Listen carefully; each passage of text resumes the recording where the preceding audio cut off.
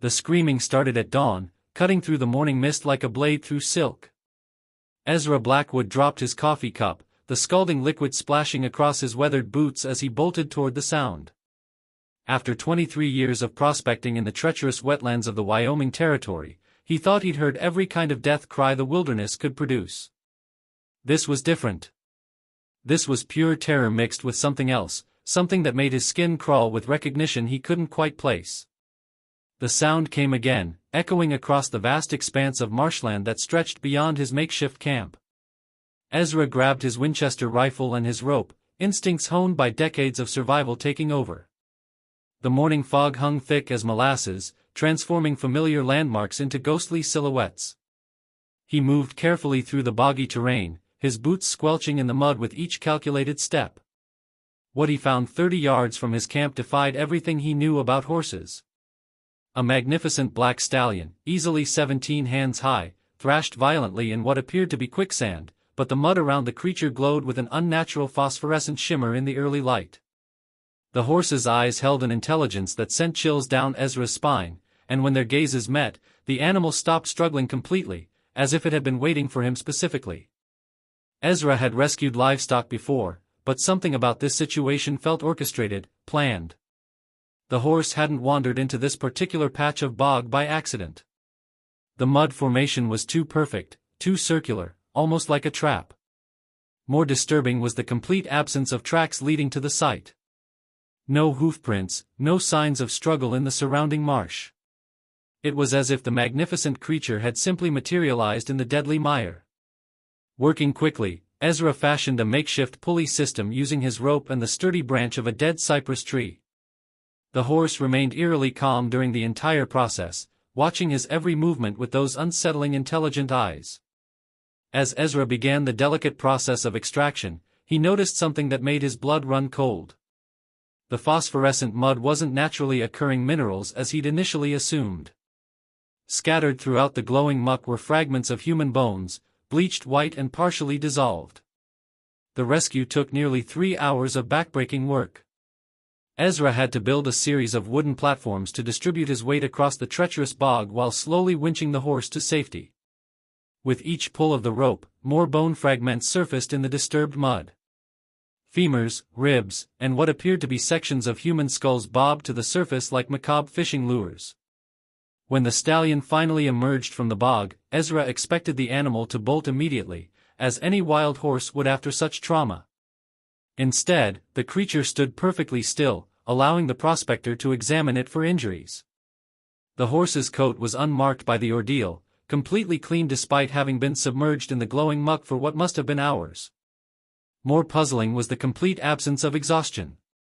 The animal showed no signs of the physical stress that should have accompanied such a struggle. As Ezra ran his hands along the horse's flanks, checking for wounds, his fingers encountered something that made him step back in shock. Carved into the animal's left hindquarter, hidden beneath the thick black hair, were symbols. Not brands, but deliberate carvings that had healed over time, forming raised scar tissue in intricate patterns that resembled no tribal markings he'd ever encountered in his years on the frontier. The horse turned its head toward the bog and released a low, almost human-like sound, something between a whisper and a moan. The phosphorescent glow in the mud began to intensify, and Ezra could swear he heard answering sounds echoing from deep beneath the surface. Sounds that definitely weren't made by any animal he could identify. The prospector's hands trembled as he reached for his rifle. In all his years of frontier life, through Indian raids, claim jumpers, and the brutal isolation of the wilderness, he'd never felt fear like this. The horse seemed to sense his terror and moved closer, pressing its muzzle against Ezra's shoulder in what appeared to be a gesture of comfort or perhaps warning. As the morning sun climbed higher, burning away the mist, Ezra noticed other details that deepened the mystery. The area around the bog showed signs of recent activity. Scattered in a wide circle were objects that didn't belong in the wilderness: a woman's hairpin, a child's wooden toy, fragments of clothing that looked far too fresh to have been abandoned by passing travelers. The horse began moving toward Ezra's camp with purpose, as if it knew exactly where to go. The animal's behavior was becoming increasingly unsettling. It moved with the confidence of a creature familiar with the terrain, pausing at specific locations as if marking significant spots.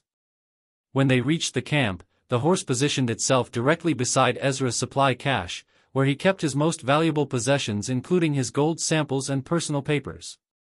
Ezra tried to shoo the animal away, but the horse refused to budge.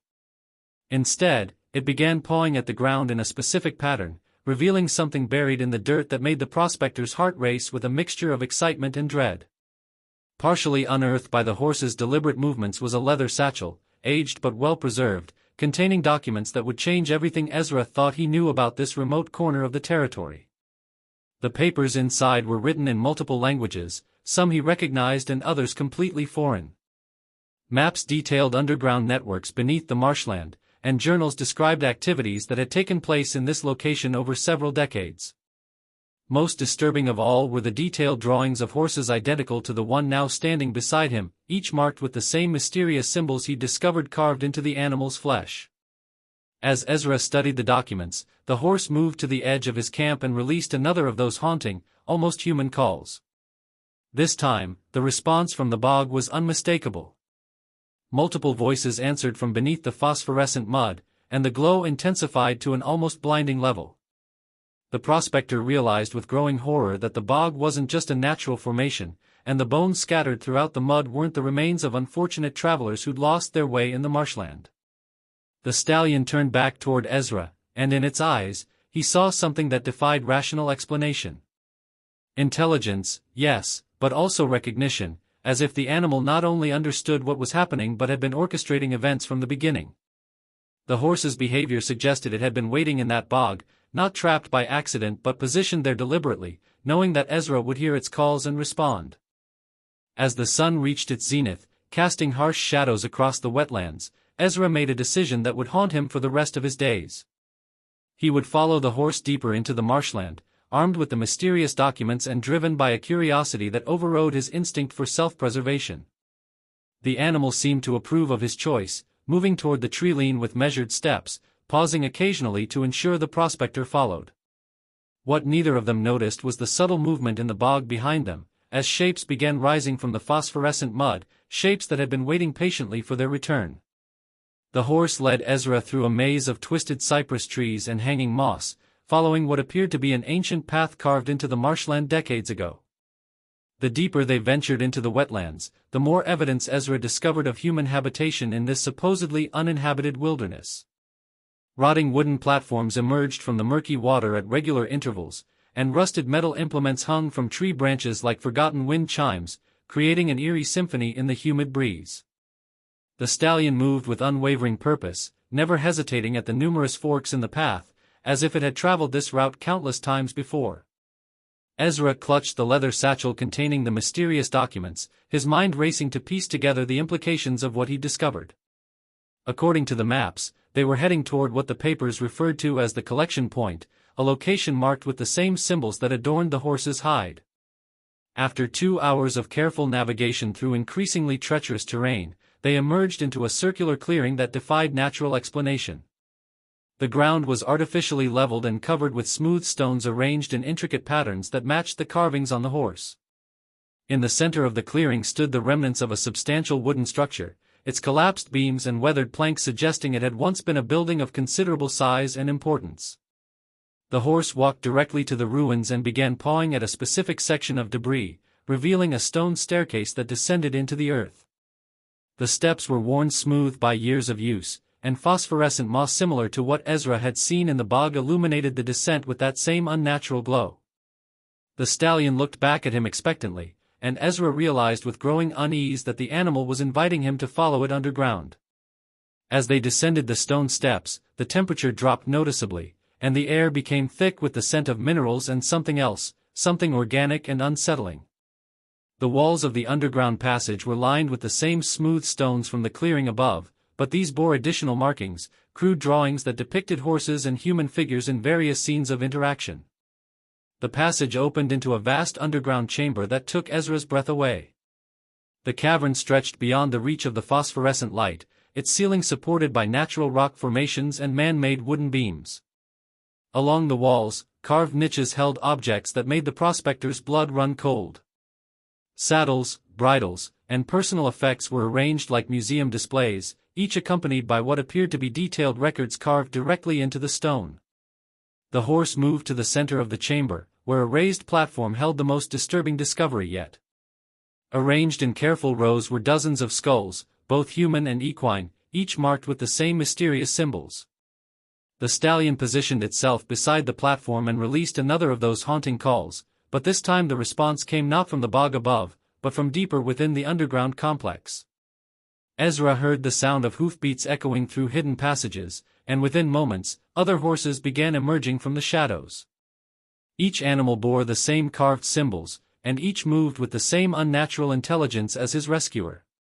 The prospector counted at least 15 horses, all magnificent specimens that should have been running wild across the plains, not gathering in an underground chamber like participants in some unholy congregation. The documents in the leather satchel began to make terrible sense as Ezra studied the carved records on the chamber walls. This location had been used for decades as a way station, a place where travelers and their horses were systematically diverted from established routes and brought underground. The bone fragments in the bog weren't the remains of accident victims, but the carefully disposed evidence of an operation that had been running for generations. The most chilling revelation came when Ezra realized that the horses weren't victims of this underground network, but active participants. The carved symbols weren't brands of ownership, but marks of initiation into something far more sinister than he could have imagined. The animals had been trained, or perhaps transformed, into hunters that used their natural appeal and apparent distress to lure unsuspecting humans to this remote location. The stallion that had seemed to need rescue was revealed as the most sophisticated predator Ezra had ever encountered. The animal's apparent entrapment in the bog had been an elaborate performance, designed to trigger the prospector's natural impulse to help a creature in distress. The horse had allowed itself to be rescued, had guided Ezra to the hidden documents, and had led him directly to this underground chamber where dozens of previous victims had met their fate. As the full scope of his situation became clear, Ezra noticed that the other horses had positioned themselves to block every visible exit from the chamber. The animals watched him with those same unnaturally intelligent eyes, and he understood that his rescue of the stallion had been the final act in a carefully orchestrated trap that had probably been planned from the moment he'd established his camp near the bog. The walls of the chamber told the story of travelers who had disappeared over the years, their possessions carefully catalogued and their remains disposed of in the phosphorescent bog that served as both disposal site and hunting ground. The operation was far more sophisticated than anything Ezra had encountered in his years on the frontier, suggesting an organization that transcended the simple banditry common to the territory. But the most unsettling discovery was yet to come. As Ezra examined the carved records more carefully, he found entries that dated back over 50 years, describing the same horses with the same markings engaging in identical activities.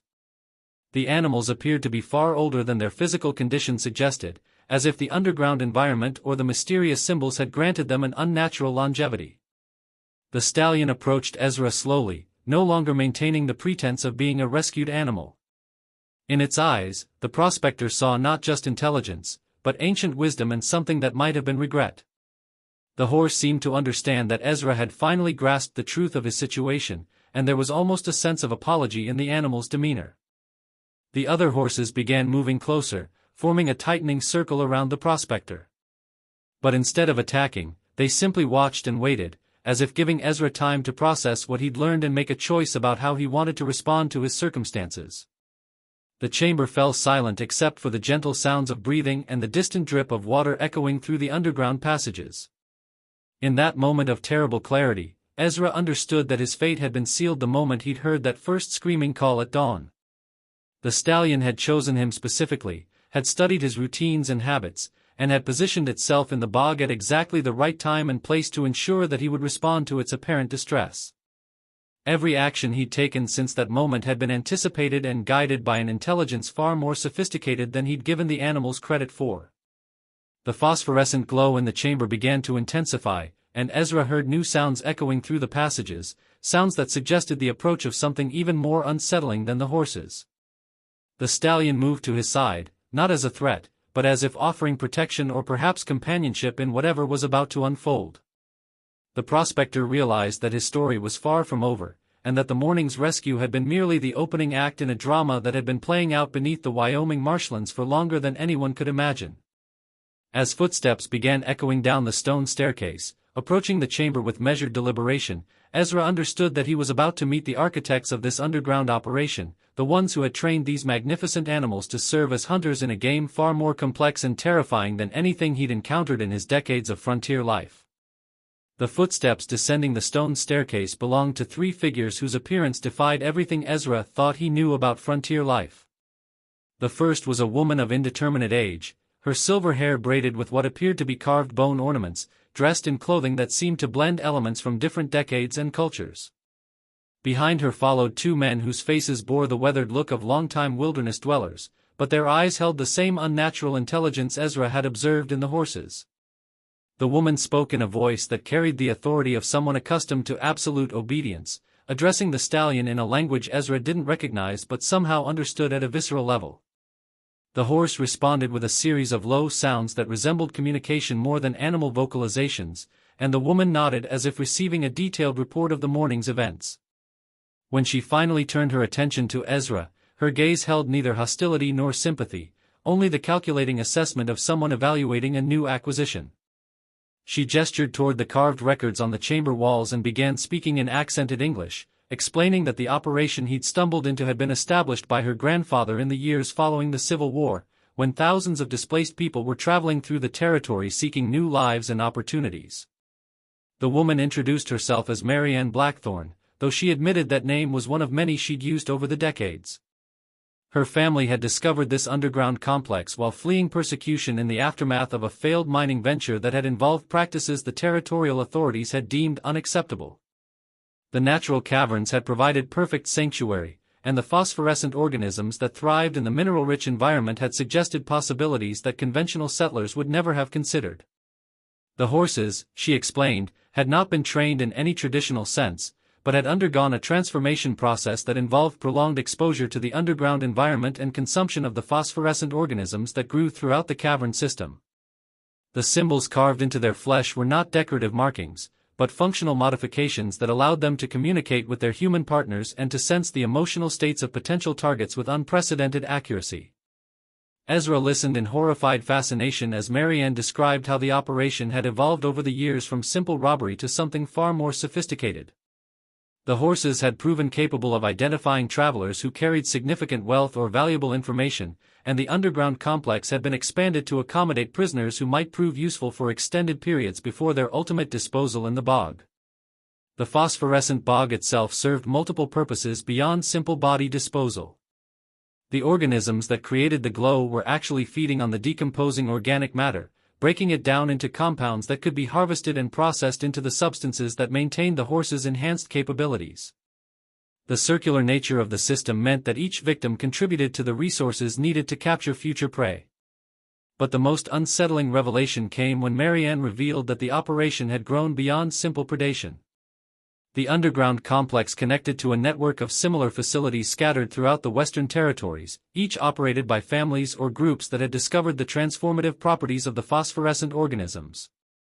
They communicated through the enhanced horses, which could travel vast distances carrying messages and coordinating activities across hundreds of miles. Ezra realized that his rescue of the stallion had likely been observed and reported to other nodes in the network, meaning that his disappearance would be anticipated and covered by alibis prepared in advance. The sophistication of the operation suggested resources and planning capabilities that rivaled legitimate governmental or military organizations, yet it had remained completely hidden from territorial authorities for decades. The woman gestured toward a section of the chamber that Ezra hadn't initially noticed, where natural rock formations had been carved and shaped into what appeared to be living quarters.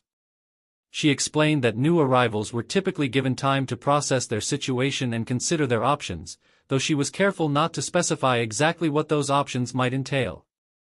As she spoke, Ezra noticed that the two men accompanying her never spoke, but seemed to communicate through subtle gestures and expressions that suggested they might have undergone modifications similar to those experienced by the horses. Their movements were too coordinated, too purposeful, to represent normal human behavior, and their eyes held the same unsettling intelligence he'd observed in the animals. The stallion moved closer to Ezra, and he realized that the horse was attempting to communicate something through its positioning and expression. The animal seemed to be indicating a specific section of the chamber wall, drawing the prospector's attention to carved symbols that differed from the others he'd observed. These markings appeared newer, less weathered than the surrounding decorations. Marianne noticed the interaction between man and horse with obvious interest, commenting that such rapid communication was unusual and might indicate that Ezra possessed natural compatibility with the enhancement process.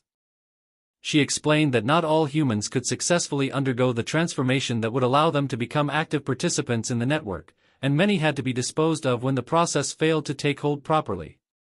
The prospect of transformation terrified Ezra more than the possibility of immediate death, but he forced himself to remain calm and observant, looking for any advantage that might present itself as the situation developed. The chamber contained numerous passages leading deeper into the complex, and he began to suspect that the operation was far larger than what he'd seen so far.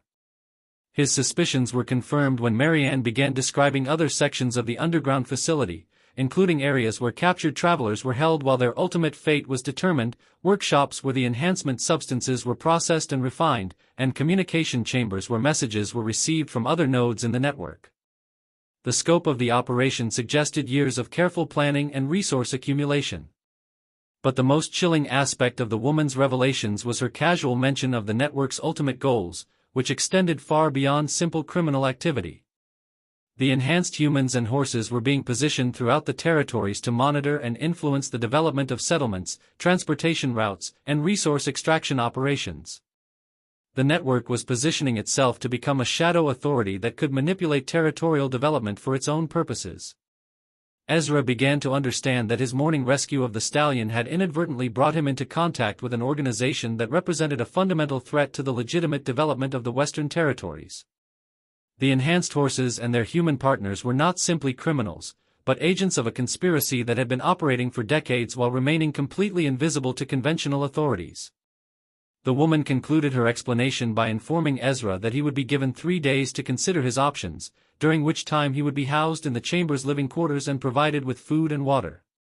She cautioned him against attempting to escape, noting that the enhanced horses could track him across vast distances and that the bog above would claim him long before he could reach help. As Marianne and her companions departed, leaving Ezra alone with the horses, the stallion approached and pressed its muzzle against his shoulder in what might have been reassurance or warning. The prospector realized that his survival now depended on understanding the true nature of the choice he was being offered, and on finding some way to escape a situation that seemed to offer no viable alternatives. The phosphorescent glow in the chamber began to dim as if responding to the departure of the human figures, and Ezra found himself wondering whether the morning's events had been orchestrated not just by the stallion, but by forces far more complex and dangerous than anything he could have imagined when he'd first heard that desperate cry echoing across the marshland at dawn.